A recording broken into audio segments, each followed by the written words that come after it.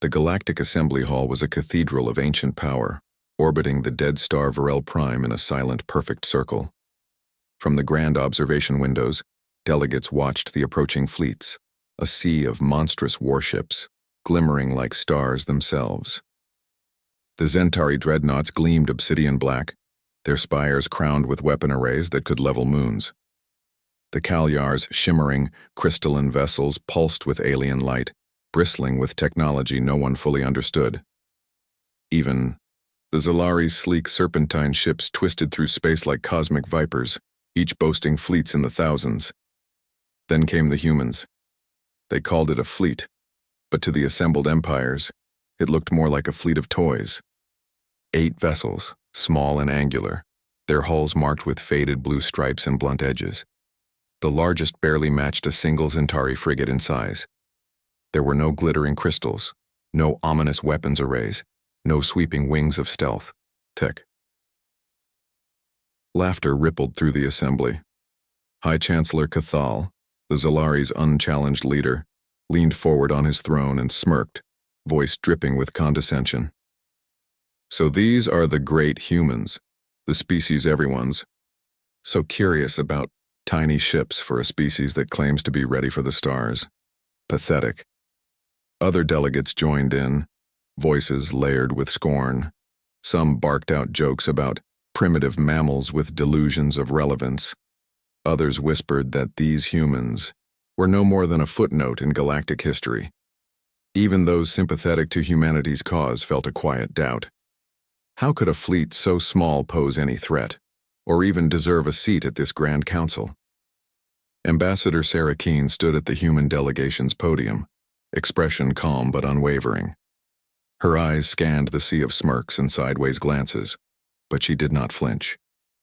Our fleet is precisely the size it needs to be, she said, voice steady, and we look forward to proving it in time. A murmur of derision spread. The assembly hall dimmed its lights as the day's session began, the colossal screens flickering to life with holograms of ancient battles, treaties, and political maneuverings. Yet, even as history played, a subtle tension rippled beneath the surface, a feeling that the laughter might be premature. Then, just as the human fleet's captain, Admiral Rafe Andros, began his introduction, the lights flickered, first a brief stutter, then a blackout. The entire assembly plunged into darkness for a heart-stopping moment. Gasps and confused murmurs echoed through the hall. Backup systems kicked in, but the emergency lighting cast an eerie red glow over the delegates' faces. Some grumbled, others looked around suspiciously. The humans remained still, unmoved by the sudden disruption. Keene's voice cut through the tension, steady and clear. A power fluctuation, nothing more. But it was the tiniest of details. The human fleet's ships seen from the observation windows glowed faintly in response. Tiny pulses of energy hummed, subtle and synchronized, almost like a heartbeat. Delegates noticed. Whispers began anew. What are those lights? Is this technology unfamiliar? Cathal scowled, brushing off the unease. A cheap trick, he spat. No one can hide behind shadows forever, yet even he stole a glance toward the observation deck. The session resumed, but the atmosphere had shifted. The earlier laughter was now punctuated by cautious silence. After the assembly's opening remarks, the humans requested permission for a small demonstration, a simple exercise to show their fleet's capabilities in a simulation environment. The assembly's elders debated briefly, some openly opposed. Still, the council relented. As the simulation hollow arena activated, all eyes turned. The tiny human ships sprang into coordinated motion. They did not mimic the massive fleet formations that seemed designed for spectacle. Instead, they moved like a school of fish in perfect harmony, fast, unpredictable, fluid. They twisted and weaved, shifting formations seamlessly. Every ship covered another's blind spots, every maneuver calculated yet intuitive. The assembled species, used to colossal fleets firing volleys for minutes on end, watched as the human fleet struck decisively and ended the engagement within moments. Cathal's jaw tightened. Ambassador Keene allowed herself a faint, knowing smile. Our fleet's strength lies not in size, she said softly, but in precision, adaptability, and unity. The assembly hall fell into an uneasy silence. In the observation decks, whispers spread quickly. Perhaps they are more dangerous than we thought, but no one dared say it aloud yet. Not when they had only just begun to understand the tiny fleet that belonged to humanity. The hum of the Galactic Assembly's chambers was thick with disbelief. The humans' small fleet had just stunned the galaxy's greatest tacticians, not with brute force, but with speed and grace. Yet many still clung to their doubts. What was real, and what was clever showmanship? The debate raged quietly in side chambers and behind closed doors. High Chancellor Cathal was far from convinced. The Zalari warlord had spent his entire life commanding fleets the size of small moons. To see 8 small ships move like synchronized dancers struck him as a dangerous curiosity, but hardly a threat. If humans were to be truly respected, they would have to prove themselves in real combat. Admiral Rafe Andros stood beside Ambassador Keen in the human command module aboard the Aegis. The bridge was compact, far smaller than the grand flagships of their neighbors, but every panel was alive with data streams. Andros's fingers danced over controls, eyes sharp as a hawk's. "People keep underestimating us," he said quietly. "They think we can't handle big fights. That speed and cunning won't matter when missiles come raining down." Keen nodded. "That's the advantage they give us, and we intend to keep taking it." Across the Assembly's conference rooms, word spread of an upcoming test. A minor simulation to prove their fleet's mettle, a real ambush scenario, where humans would defend against a larger force. Delegates gathered eagerly, expecting a quick display to confirm the humans' limits. The simulation zone lit up, holographic stars and asteroid fields projected in glorious 3 dimensions. The attacking fleet was composed of twice as many vessels as the humans, each ship significantly larger and heavily armed. At a glance, the humans should have been overwhelmed. The simulation began. Within seconds, the tiny human ships split into 2 groups flanking the attackers. Rather than charging headlong, they darted in and out of asteroid cover, their movements unpredictable, confusing the enemy's targeting systems. Admiral Andros's voice echoed through the comm channels, calm but commanding. "Focus fire on the lead frigate. Once it's down, target the cruiser's shields." Each human ship executed orders with split-second timing, coordinating like a single organism. Their weapons struck weak points with surgical precision. The larger enemy ships, bulky and slower, struggled to respond. An alien delegate whispered to a colleague, "Their targeting algorithms must be nearly perfect." As the simulation neared its end, the enemy fleet's commander sent a desperate salvo of plasma torpedoes. The human ships didn't just evade, they anticipated, splitting into micro-drones that flared out like a starburst, each drone intercepting a torpedo with a kinetic blast. The enemy flagship exploded, followed by 2 cruisers. Within moments, the ambush was completely turned on its head, the humans victorious. The assembly chamber erupted in stunned silence, then cautious applause. Cathal's eyes narrowed. "How is this possible?" he muttered. "They have no fleet of scale, yet they dance circles around us." Keen stepped forward, her voice calm but resolute. "Because we don't fight like you." She continued, "Our ships are designed, not for intimidation but for survival. We value speed, adaptability, and precise strikes over overwhelming power. Our tactics are born from necessity. Our history." A murmur spread. The human history was known but not fully respected. Earth had endured centuries of wars, resource shortages, and political fragmentation. From those trials, humans had learned to innovate quickly, to think flexibly, and to work in decentralized but coordinated ways. Cathal's scowl deepened. "Tactics alone do not win wars. What of endurance, supplies, reinforcements?" Andros answered smoothly, "Our ships are modular and self-sustaining. We build, repair, and adapt as we fight. Our fleets can split into smaller groups, reconvene, or even merge with other human fleets at will. It's not about numbers, it's about efficiency." The Zentari delegate, a tall figure swathed in black and silver armor, leaned forward. And what of your commanders? Do you have a central command structure? A war council? Keen exchanged a brief glance with Andros. Our command is distributed.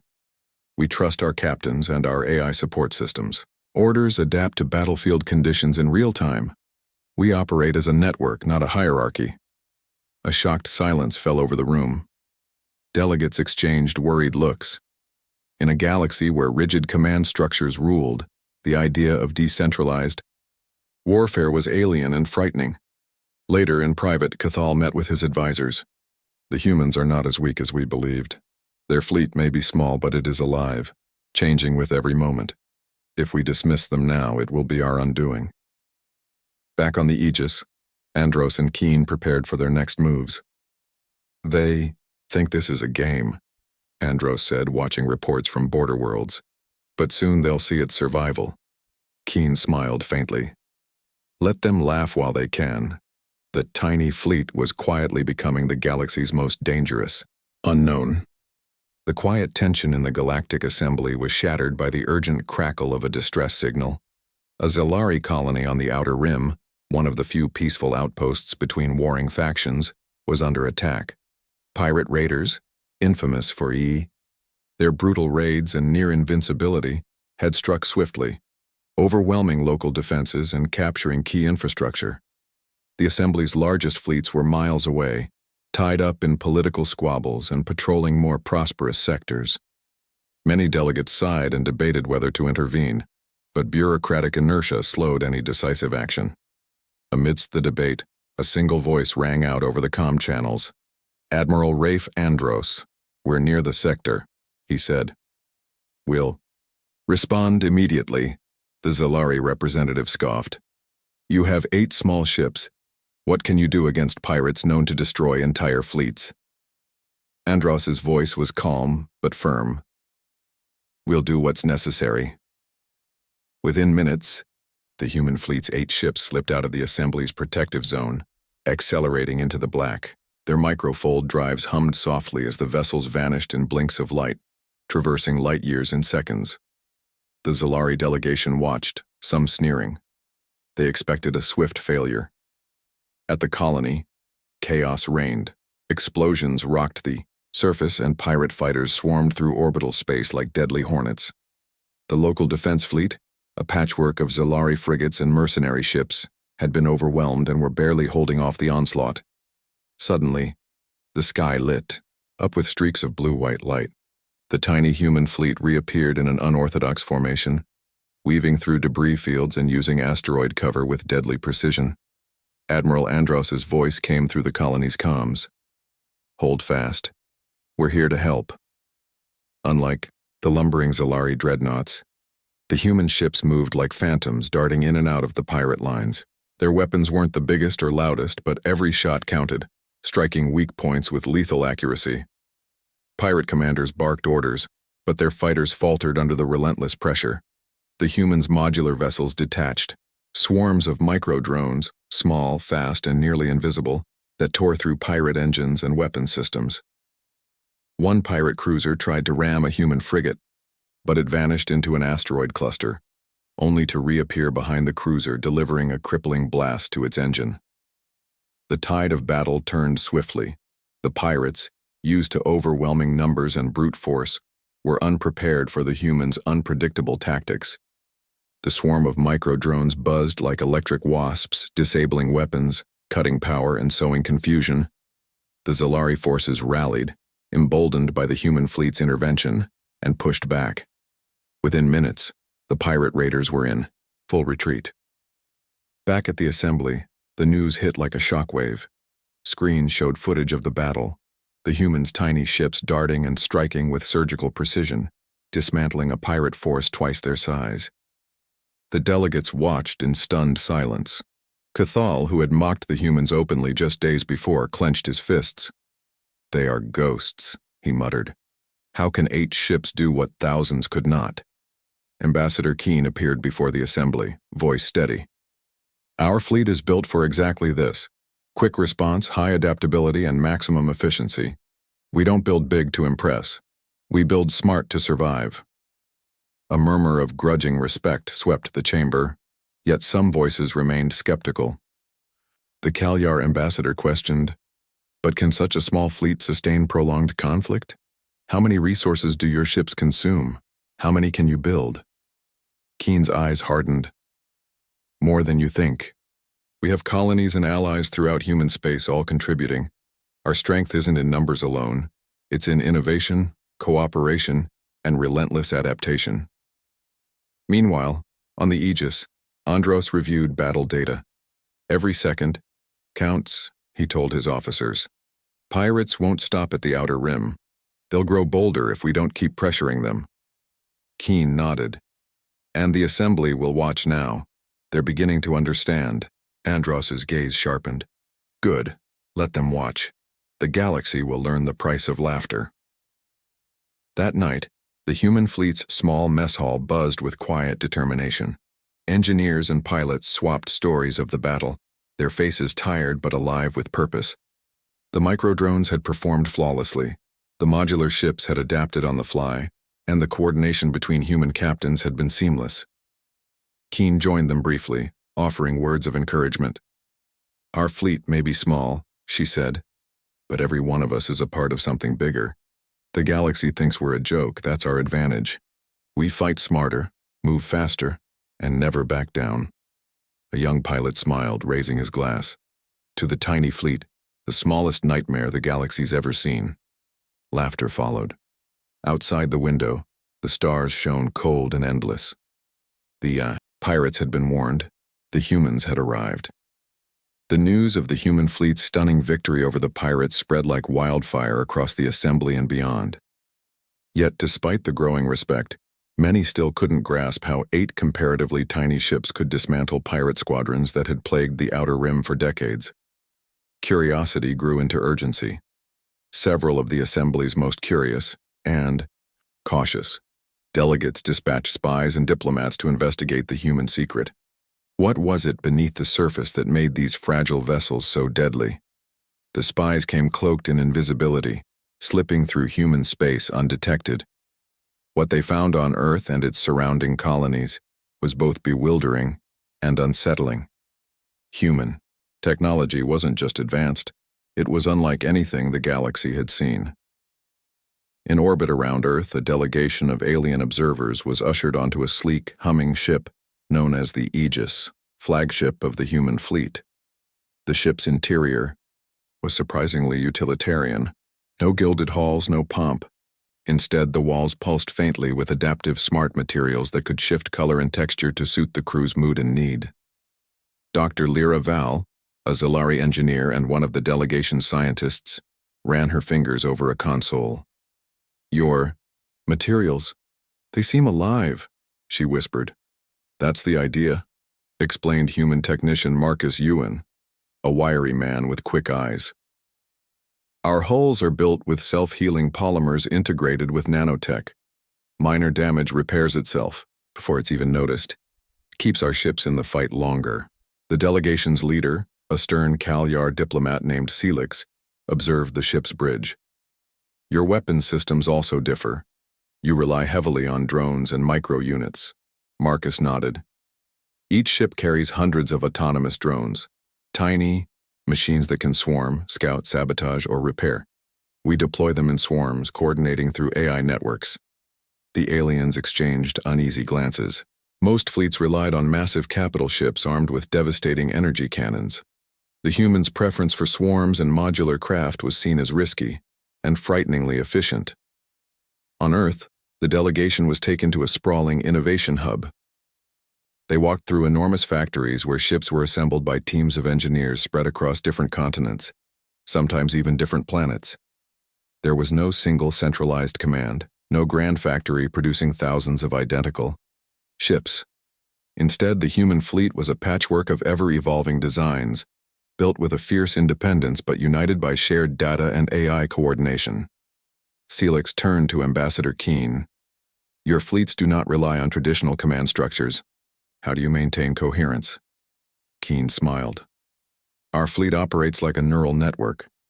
Captains and crews have autonomy, but share real-time data through a distributed AI system. Decisions adapt instantly to new threats. It's decentralized, but perfectly synchronized. Celix frowned. That is unsettling.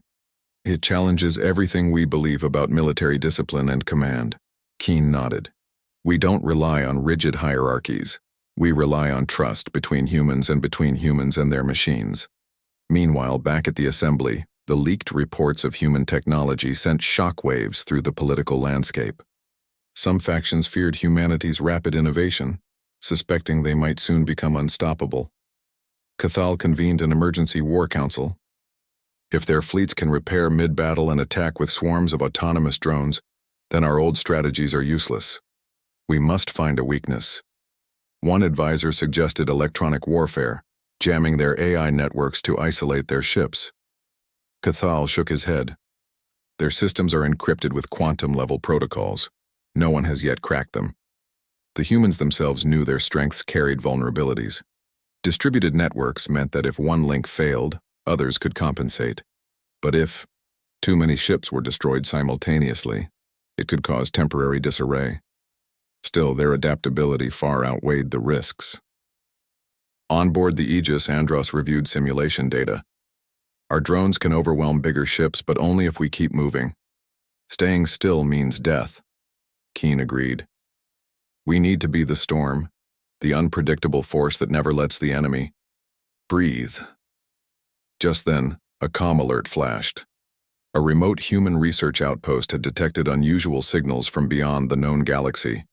A strange, artificial pattern that didn't match any known technology. Keen's eyes narrowed. This could be the beginning of something bigger. Andros gripped the console. If it is, we'll need more than a tiny fleet to face it. Keen's smile was faint but certain. Then it's time to show the galaxy what humanity can really do. Outside, the stars shimmered cold and distant, but humanity's tiny fleet, born from necessity and innovation, was already preparing to rewrite the rules of war and survival. The human fleet was no longer just a curiosity. They were a growing force, small, agile, and terrifyingly efficient. But nothing prepared them for the signals coming from beyond the edge of known space. It began as a faint, irregular pulse detected by a remote research outpost on the edge of the Helios expanse, a dark region between human-controlled space and the uncharted void. The signal didn't match any known pattern. No star, no natural phenomenon, no known communication. It was artificial. Dr. Mara Selvin, the lead scientist at the outpost, stared at the data in disbelief. It's a message, but what it says, we don't know yet. She sent the raw data back to the Aegis, where Ambassador Keen and Admiral Andros reviewed it with their top cryptographers and AI specialists. It's layered, said one analyst. Encoded in a language that shifts constantly, like it's trying to evade detection. Almost alive. Keen's brow furrowed. Could this be a warning, or a call for help? Andros's expression was grim. Either way, it's new. And that means danger, or opportunity. Meanwhile, news of the signal leaked back to the Galactic Assembly, sowing unrest. The Zalari, Zentari, and Kalyar councils convened in emergency sessions, debating what the appearance of an unknown intelligence might mean for galactic security. Human technology is advanced, Cathal said, voice low but sharp. But they have no experience with truly alien forces. We do. The Zentari High Commander sneered. If the humans cannot even defend their own space from pirates, how will they stand against unknown horrors from the void? But others in the assembly urged caution. The Kalyar ambassador Salix argued, the signal could mean an ancient civilization awakening. It could upset the balance of power we've maintained for millennia. On board the Aegis, Andros convened a war council. We need to understand the signal, he said. Decrypt it, analyze its origin, and prepare for whatever it means. Keen nodded. We'll send probes, small, stealthy, equipped with the latest AI to adapt to unknown tech. We can't risk sending ships without knowing what we face. The probes launched silently, slipping into the black like ghostly arrows. They journeyed deeper into the void than any human craft had ever dared to go. Days passed. The fleet maintained alert, training simulations sharper than ever. The tension was palpable. Then the first probe returned data, images of vast geometric structures floating silently in the void. Massive monoliths, alien in design, etched with glowing glyphs that pulsed softly. No one recognized them. Keen's voice was steady but filled with wonder. This changes everything. We are not alone, and not first. Back at the assembly, the revelation stirred deeper fears. If such a civilization awakens, the Zalari argued, all our fleets combined might be powerless. Cathal turned to his advisors. We must prepare, not just for humans, but for what lies beyond. The humans' tiny fleet trained harder, readying for a threat no one could yet name. Andros looked out at the stars, feeling the weight of history pressing down. We're not just fighting pirates or rival empires anymore, he said quietly. This is survival on a whole new level. Keen placed a hand on his shoulder. We've faced impossible odds before. We'll face them again. Together. In the dark reaches beyond known space, the alien monoliths waited. Silent. Patient. Watching. The Aegis and its tiny fleet hovered on the edge of the unknown, their sensors trained on the strange monoliths drifting in the void.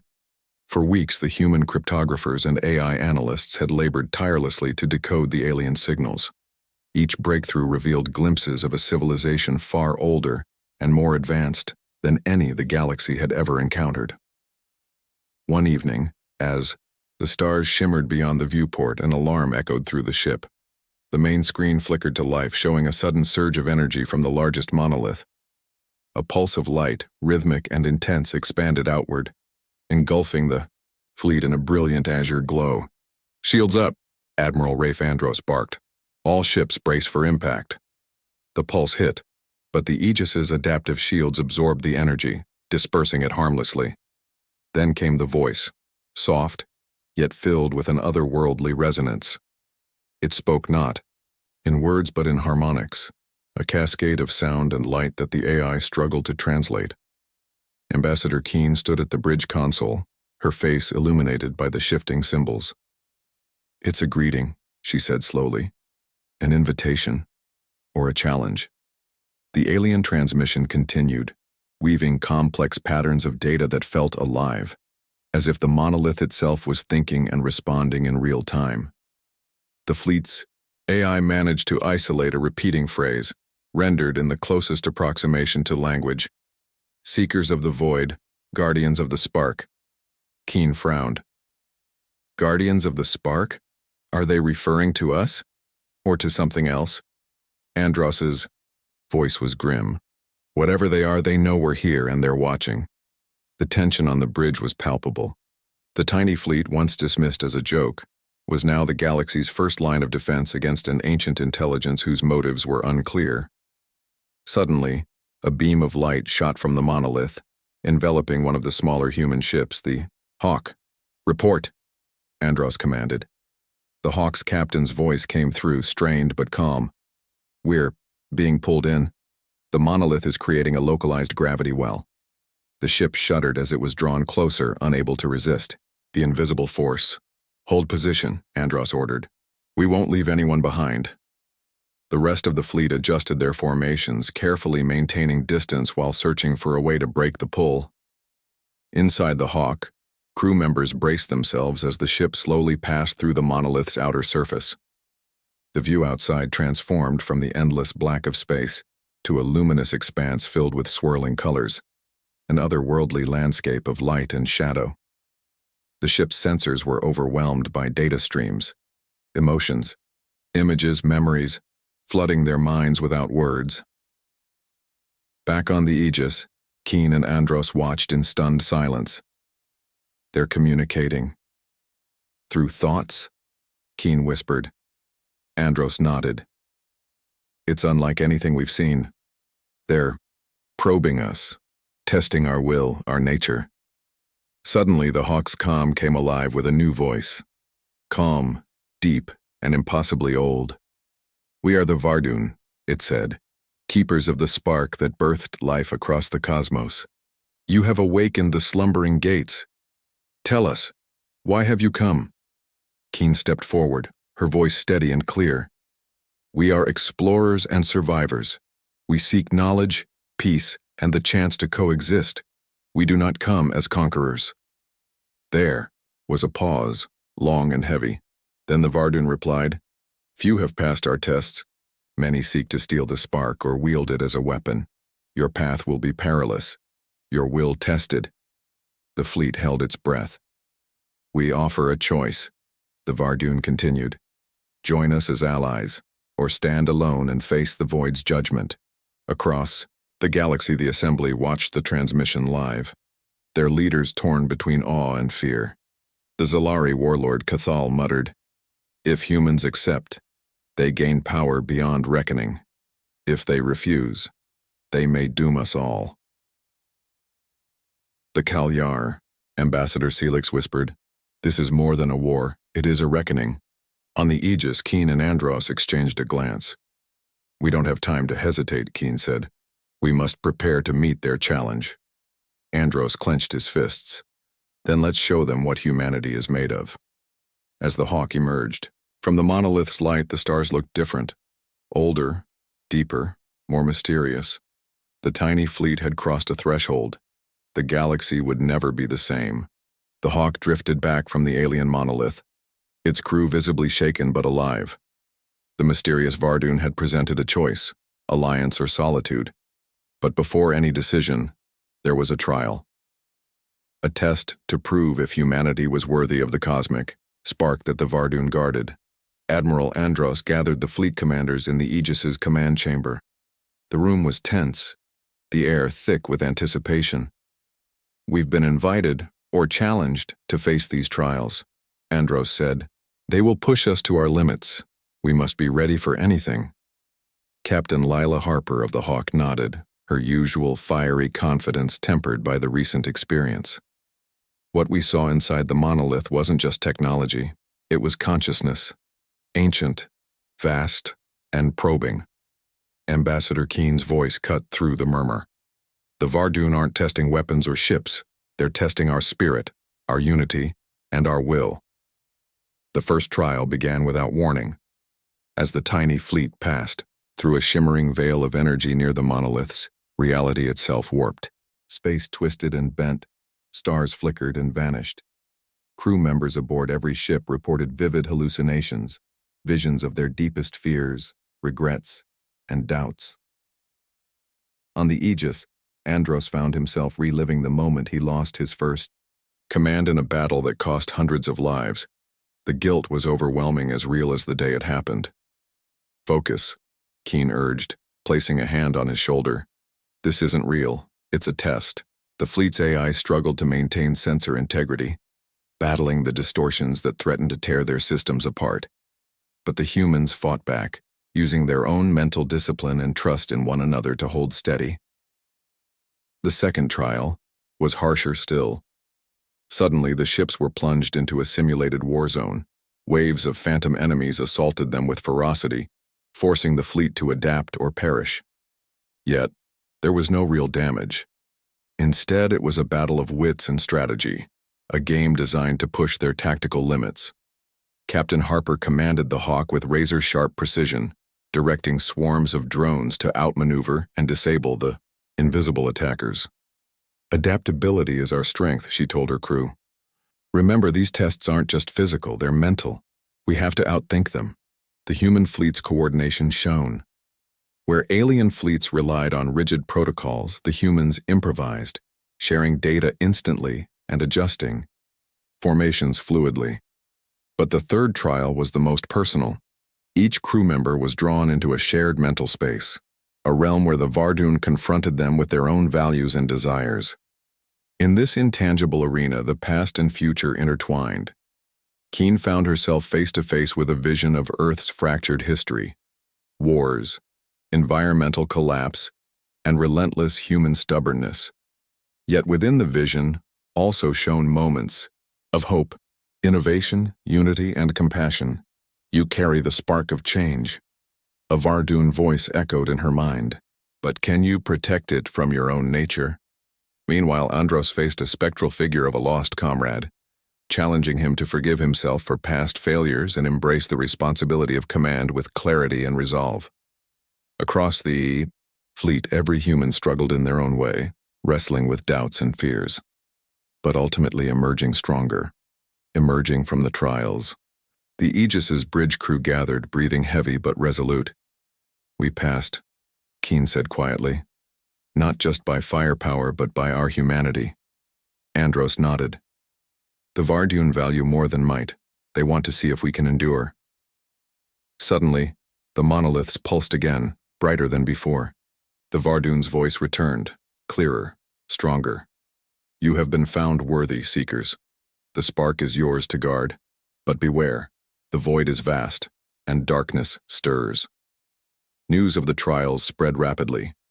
Across the assembly, fear gave way to awe. Even Cathal grudgingly admitted, the humans have proven themselves. They are no longer a tiny fleet. They are a beacon. The galaxy watched as humanity prepared for what was to come. A war not just for survival, but for the future of all life. As the stars glittered silently beyond, the tiny fleet stood ready. No longer laughed at, no longer underestimated. They were the spark and the galaxy's hope. The monolith's luminous glow bathed the Aegis and its tiny fleet as they gathered on the edge of the unknown, their trials behind them but a greater challenge looming ahead. Admiral Andros stood on the bridge, his gaze steady and unwavering. The Vardoon have granted us the spark, the knowledge and power to protect the galaxy, but they warned of darkness stirring. That darkness is no longer distant. Sensor arrays flared as the fleet detected a massive surge of energy, a colossal warship unlike anything in human or alien fleets emerging from the void. Its hull was black as the void itself, vast and bristling with weapons that pulsed with a cold, alien energy. The void-born enemy was real, and it was coming. Enemy fleet. Inbound, Captain Harper announced from the Hawk. Their numbers dwarf ours, and their weapons can disable whole ships in seconds. Keen stepped forward. This is what the Vardoon warned us about. The true test begins now. The tiny fleet, once mocked and dismissed, now moved with precision and purpose. The Aegis led, its self-healing hull shimmering under assault as swarms of autonomous drones streamed from every ship. The battle erupted in a storm of light and sound. Energy beams tore through space, but the humans' adaptive shields held fast, absorbing and redistributing power. The drones swarmed, not just attacking but sabotaging enemy systems, disrupting their coordinated strikes. Keep moving, Andros barked. Use their size against them. Strike fast and vanish. The enemy's massive warship unleashed waves of shock pulses, trying to immobilize the fleet. But the humans anticipated this, deploying decoys and fragmenting their formations to confuse the assault. A squadron of drones infiltrated the enemy hull, slipping past defenses to sabotage critical power cores. Explosions rippled inside the dark ship, momentarily crippling its weapons. Despite the enemy's overwhelming strength, the human fleet's agility and unity turned the tide. Ships coordinated like parts of a single mind, adapting instantly to changing threats. Andros glanced at Keen. This fight is far from over, but we have their attention. Keen nodded. And now the galaxy sees what humans can do. As the enemy retreated into the void, communications from the assembly flooded in. The Zalari, Kalyar, and Zentari sent fleets to reinforce the humans, forming a fragile coalition. For the first time in centuries, former rivals united against a common enemy. Ambassador Celix's voice came through the Aegis's comm. Humanity has sparked hope where there was none. Together, we will face the darkness. Back on Earth, celebrations erupted. The tiny fleet, once laughed at, was hailed as the galaxy's guardian. But the humans knew this was only the beginning. Keen addressed the fleet over the comms. We carry the spark, but it is fragile. We must protect it, nurture it, and pass it on. Andros added. The void still waits. We will be ready. In the depths of space, the Vardoon monoliths pulsed with quiet approval. The spark had ignited. A new chapter was beginning, not just for humanity, but for all who dared to dream beyond the stars.